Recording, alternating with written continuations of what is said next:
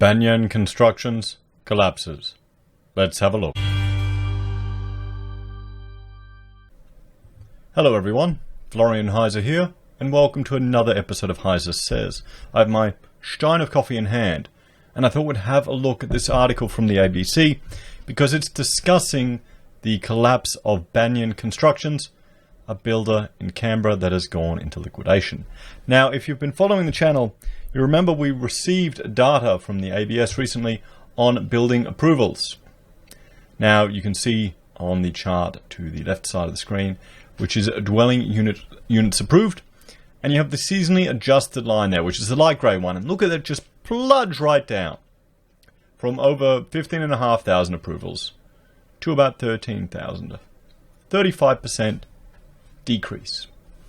Now, that's a big amount, guys. That is a very big amount. I would argue that that industry, if we look at building approvals there, we'll have to see how the data comes out for next month. We'll have to see if that industry, the apartments at least, is in recession in construction. And that's going to affect a lot of people. It's definitely going to affect a lot of people, from buyers to people working in construction. Because remember, a big portion of our civilization's wealth is tied up in our investment properties, or our homes, or our superannuation that's in properties.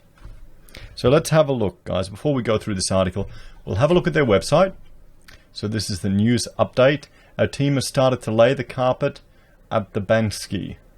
The vanities and built-in wardrobes and cabinetry are currently being installed as well. There you go. So good. Now, we've been discussing also supply issues, particularly from overseas. A lot of vanities and built-ins, they're all fabricated overseas, guys. So there's opportunities for local joiners, potentially, to produce local product and hopefully compete, but a lot of it's shipped in. So what else can we learn about them? These are the news updates. And nothing can be found. Let's see some of their projects, guys. Can't be found. So it looks like they've taken everything down. Everything down, but here's the notice of appointment as a liquidator. So the business is being liquidated, guys. Notice it's given at a general meeting of the members of the company held on the 20th of January 2020. So a couple of months ago now, a month ago now. It was resolved that the company would be wound up and that Henry Kazar and Lachlan Abbott be appointed as liquidators. So I'm surprised we're finding something here in the news. I think it was just luck that we managed to get something on this business. So let's jump through this article here and have a look, guys. Canberra building... Oh, one thing you've got to realize, liquidation, they're selling it off. So it's 21 million in debts. And the problem is, under the builder, if you're not familiar with construction and these type of projects, they'll have a whole series of different subbies under them. Tradies. Sometimes even architects and consultants. And you have to work on these jobs and you incur costs. And it's toughest for the tradies.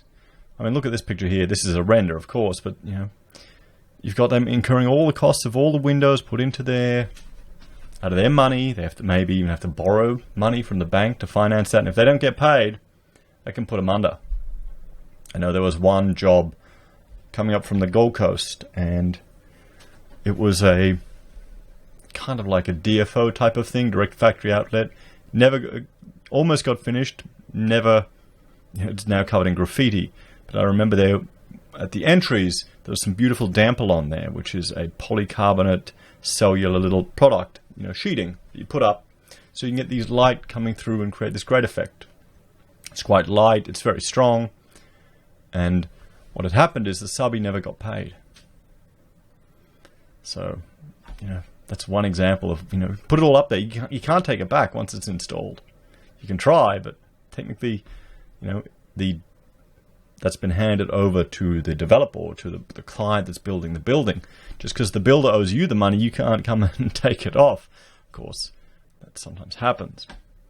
So let's have a look at this, guys, because this can have a lot of terrible implications. So Canberra Building Company, Banyan Constructions, has been placed into liquidation with debts of more than $21 million. Ernst & Young were appointed as liquidators in January, and 20 staff have lost their jobs. More than 150 creditors and about 10 projects under development are believed to have been affected. 150 creditors. 150 people. I wonder how many of them are small businesses. Calls to Banyan's Fishwick office revert straight to a voicemail, while the mobile number for its managing director, Liam Kelly, has been disconnected. Several creditors, the majority of which are small Canberra businesses, are owed more than $1 million. That's a lot to bankroll. That's a lot of stress. I'm fortunate as a consultant. My biggest cost was my staff, my office. Everything else is capital investment. Software, I guess I rent it now. But in the past, I had to pay for it outright.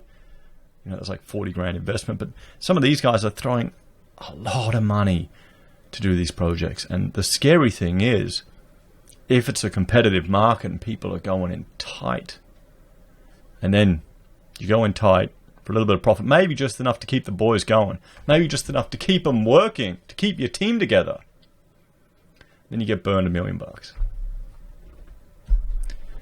The construction union's ACT branch is on the creditors list, but is only owed $484. I'm sure the union can cop that. CFMEU ACT Secretary Jason Omar said the financial collapse sent a shockwave through the industry and will be catastrophic for many local companies. There's not many companies in town who can cop $1 million loss. You need a big bankroll to be able to sustain it, he said. Very rarely in these circumstances is there much left of any assets left in the business for any of the subcontractors. So they'll be looking at cents in the dollar if they're lucky, if there's anything. Cents in the dollar. It's unfortunately all too common for companies to go bust, and subcontractors and workers have to wear the consequences. Honestly, I feel sorry for the subbies the most, even more than the workers, because the subbies, they're incurring a lot of the material costs in the construction of these buildings and have to get paid afterwards. The ACT Master Builders, which is also owed $800 by Banyan, said the concern now was about the secondary collapse of companies owed money by Banyan, and that can ripple through that entire city, the construction industry there. Chief Executive Michael Hopkins said the search for replacement builders to complete Banyan projects was crucial to avoid industry disruption, so subbies and suppliers can keep working on these jobs. I mean, how stressed would you be, guys, if you wake up in the morning, you hear this on the news? You may have been on the phone to them and they've sold you all the sweet talk about, oh, no, you'll get paid. You'll get paid. It's coming through. I've been sold that. I've copped it too. After a while you become very grey and bitter. I guess working in the construction industry, what do you reckon, guys? Do you think it ages you quick? Maybe the tradies could pipe up in the comments about that. I mean, I get, all the wives and girlfriends love their silver stallions. That's what it is. Definitely what it is. It's not the stress. We would be really concerned about the viability of some of these subbies and suppliers, and would be working with them closely to get them through this period, he said. And here's renewed calls for trust accounts. Now, they were looking at setting that up here in Queensland as well. And I don't know how effective they're going to be. It's just another cost, another imposition. But I can't blame calls for it, to be honest, when people are going under. The ACT government last year announced a review of the security of payments schemes in the ACT, which would consider models for protection of payments to subcontractors. I mean, we have a similar thing here in Queensland, the Payments Act, where if you make a claim under that legislation, then your contract is put aside and the rules of that legislation are then in place. And the danger is, if you're getting to that point, you don't want to sour the relationship. because you have to work with these people. So that's the thing. That's the thing. Because remember, you're hoping for the next job as well. It's the challenge of business. It's something that perhaps maybe people in politics or people in large corporations can't really appreciate. And it's actually some of the larger, more wealthier businesses, they're the ones that have just been very tardy with some of their payments. Or I've been fighting with them over like $500 variations. It's ludicrous. Multi-millionaires. The reforms included the proposed developer licensing scheme, more powers to make company directors personally liable for building defects, as well as higher standards for builders' license exams. Well, I think personal liability, honestly. We need to go, maybe we should go back to the Babylonian rules for construction, guys. Thumbs up if you think we need to, adopt the Babylonian construction rules. Mr. Amar said project trust accounts, like those in other jurisdictions, would have helped blunt the financial blow of Banyan's failure. Under the proposal, developers and builders would be required to set up trust accounts for each project. Money placed in an account could then only be spent on a specific project. The accounts are designed to ensure contractors and subcontractors are still paid if a developer or builder goes into liquidation. At the moment, there's nothing stopping a builder back financing projects or forward financing projects, Mr. Omar said. That's the risk of, well, your project manager should really hopefully manage that. I know what the danger is there, the builders moving money between projects too. We've seen many times where a developer will not pay subcontractors, not pay builders, because they're off buying their next block of land. Until they come into some money, they don't pay anyone. So this thing really needs to be tightened up. Mr. Omar said a developer licensing scheme that did not include project trust accounts would be empty legislation. It's a matter of getting a government courageous enough to do the right thing by workers and subcontractors to whack them in. Another thing would also be to push subcontractors to charge a premium. But there you go. The problem is when people get hungry. We need 100% of the money held in trust and people being accountable for paying their bills on time and for work that's been done appropriately. But see, here's the other thing. Here in Queensland, or probably everywhere in the country, you often get the builders to sign a stat dec saying that they paid it. There's a recent court case, and I can't remember the one, but I went to a breakfast function where lawyers were telling us that the stat dec was essentially deemed worthless. The director who signed it couldn't reasonably expect it to be on top of every single project, because it turned out that they didn't pay that subby. So they made a breach under the Oaths Act. And that's a pretty serious thing, and the judge threw it out. So a lot of this paperwork and rubbish, in some ways it's theatre, I'd say. But Mr. Hopkins said similar schemes operating in Queensland and Western Australia have not prevented corporate collapses. Well, there you go. There you go. While they might sound like an appealing solution, they often don't work, he said, and they're adding additional costs. But we would still be keen to explore all options to make sure things like this don't happen in the future.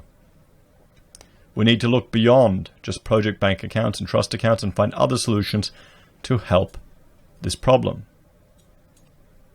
Maybe as a society we have to decide that the people partaking in this business can no longer have the protection of a limited company and have to personally assume the liability for these projects, putting their own house on the line. What do you think, guys? Think it'll ever happen? Do you think people will be brave enough to actually do that? Because how many of these developments, each one's a separate company and they fall? No, it's a mess. It's a mess. But the problem is, when we start seeing a decline in building approvals and work, people get hungry, they have to chase it, they believe the sweet talk because they've got no choice, and they need to keep the boys moving, they need to keep the business going. It's a tough situation to be in. So we'll have to watch and see what happens in Canberra. Let me know your thoughts and opinions in the comments below, guys. Take Please like, share, and subscribe to the channel. If you're a fan and you want to help us a little bit extra, share the content, get the videos out there, help the channel grow. It's one of the best ways to support us. If you want to support us financially, there are a few ways you can. You can use Patreon for a small monthly donation, or you could join the channel here on YouTube. There you also get access to badges and emojis. We have affiliate links with Amazon and eBay for your consumer purchases, and also Kucoin and Independent Reserve for all your crypto trading. Finally, PayPal for those of you that want to support us that way directly, and merchandise on the HeiseSays website, pocket squares handmade by Rachel in this very sweatshop. Take care, guys. Have a great day, and I will see you later. Bye for now.